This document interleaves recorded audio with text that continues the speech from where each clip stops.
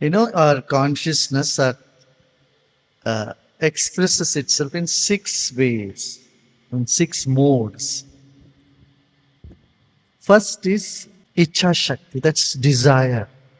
Many type of desires arise in the mind. When desires are fulfilled, another desires come. So one after another, desires keep coming. And then we get caught up in the whole cycle. And small, small desires and big desire, doesn't matter. A desire is one of the mode, correct? And then knowledge. You want to know.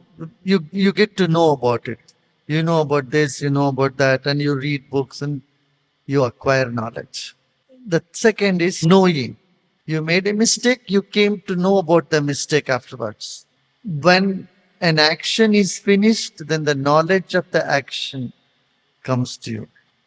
This is the power of knowing, knowledge, Gyan Shakti. Then the third mode is Kriya Shakti, activity. This is part of life. There are activities happening all the time. Some or other activity you keep doing. And every action is part of the Kriya Shakti. And then the fourth is Shanta. Shanta means ability to become still and quiet. Everybody has this ability. We need to simply develop that. And then there is what is called Vimarsha. Vimarsha means understanding. It is not knowledge, but this is judging. Knowledge, you get it, then you judge whether it is right or wrong, good or bad. The judging inside you, analysis and judgment, that is also power. And then the final one is Prakash, means presence, just like. So in yajnas, all these 6 powers are finding its fulfillment. See, we don't understand what is happening, but the energy is high and then you are high. Correct? It is not something you think and you talk and no, you cannot even express it in words. Can you express? No. You cannot express in words. You cannot. It is beyond your logical understanding. You're sitting, you don't understand what the chanting is going on, and ceremonies are happening. But it has created a wonderful energy. You just feel the energy beyond your thinking. That is called Prakash. Presence. Experiencing the presence. And very little knowledge or very little awareness about this is there in the world. We always say live in the present moment. Present moment is so deep and vast that it invokes the presence there. To experience presence, you have to say the whole world doesn't exist. The world is not real. The world real means hanging on to the past or trying to hold on to the future, design the future. When can you be in the presence totally? When you let go of the other things. What are the things? Iccha. Let go of the desire. Desire is not now, it is in the future always. It puts you in the future. But when you know your desire is going to get fulfilled or it is fulfilled, it's done, what comes up is presence, that is bliss. And similarly, all your questions have gone. Vimarsha. The only thing you have to Vimarsha is this whole thing is a dream. It doesn't matter. That discrimination. Only one judgment that can take you to the self. That is, this whole thing is not there. Nothing is there. What the scientists have said today after so many years, the scientists say the world doesn't exist. And my dear, this is what I've been saying for so many times. And your intellect is going, chewing it, chewing it. Why this? Why that? Why that? Why not? You want explanation for everything. The world cannot be captured by your explanation or your little intellect. And your intellect, that little intellect is making you miserable because it turns itself into ego.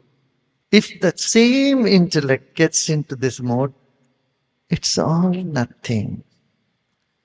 So that Vimarsha, either It gets you into that world questioning everything and you become miserable, or you do only one question, that is, what is reality? And that takes you to the silence. Because there is no answer. Who am I? That is also Vimarsha. Who am I? Oh, this doesn't exist. Then the whole world is Maya, illusion. It's everything is changing, nothing is permanent. Then the presence comes, Prakash. And how do you experience the Prakash? Is through this knowledge, this understand, Vimarsha. Well, it's not working for me, I'm not that intelligent. Then come and sit in the yagya. So come and sit in the presence of the master, and you're not going to answer your question. What is happening? Without your knowledge, the intellect is shutting itself down and the prakash or the presence is coming up. That is why it said, Sankalpa, you take a desire, a wish, and then you leave the wish. You drop it. Say, this is my wish. Okay, I drop the wish. Knowing that it will be taken care. This or something better than that will be done. That is so beautifully structured in this whole thing. Afterwards, say, Abhupasparsha means I got in touch with something which is not my nature, which is not very big. It's a small things. Every time you make a sankalpa, then the pandit say Abhupasparsha. At the end of the sankalpa, it says, oh, I got into small things. Now I am washing my hands off. Every sankalpa you do, drop it and you wash your hands and say, I'm free from it. Because you are much bigger than the desires we hold on to. When we are holding on to our desire, we are not in the infinity, we are in the smallness. But it is necessary. So you do it and then you become aware, I am much bigger than this. See, in life, every little thing has a meaning. Even a needle, a safety pin has its value. Right? You have to tie something. A safety pin is necessary. A button in your shirt has a place too. Right? Just imagine someone is riding a motorbike and then all the buttons are gone, the shirt is going on the face, they will get into accident. Little things have have a significance. Small things do have significance in life. So, significance of insignificant things is what one should be aware and recognize that. Divine is not sitting somewhere up, it's permeating everything. So recognizing it's all permeating, you honor and then you move on to the Shanta, the serenity, quiet state of the being. Then the presence. So remember six modes of our mind, intellect, and ego. The consciousness as these three forms as six modes. Desire, power to act, power to know, knowledge, and then power to discriminate or judging, discriminating, agreeing, accepting, all that, holding on to accepting, and then Prakash, presence. So that is what is created in Shanta, the quietness, serenity, Prakash. Very few reach to these last two stages. If you are stuck in desire too much, you will be miserable.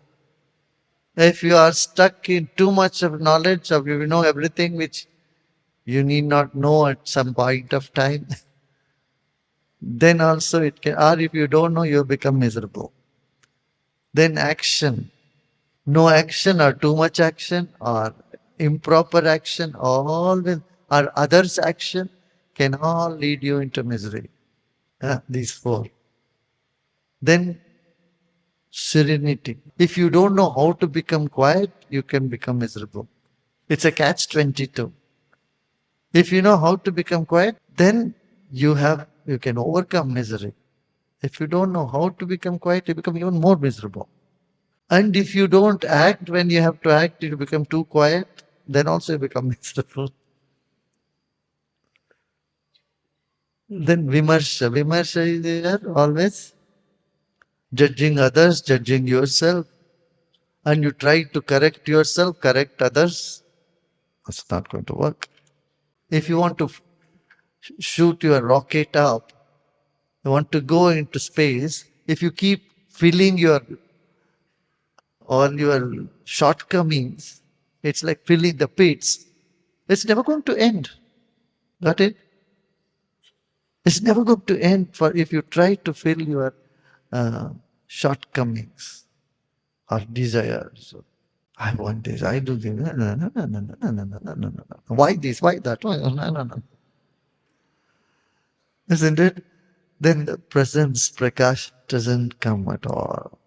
The logic, the Vimarsha should be used only to see nothing. This is all nothing. Or everything happens by some karma. I don't know what it is. Then what happens immediately? Serenity dawns. You become quiet. And then you get entry, the password into another dimension. And here, direct password, that's what you got 2 days, 3 days, 4 days, all being ecstatic and completely in high energy presence, right? So your very presence should bring smiles in others. And that's what you take from here. What is the takeaway? From Yajna, you go. You don't have to talk to somebody and convince them anything. Your presence is making others happy.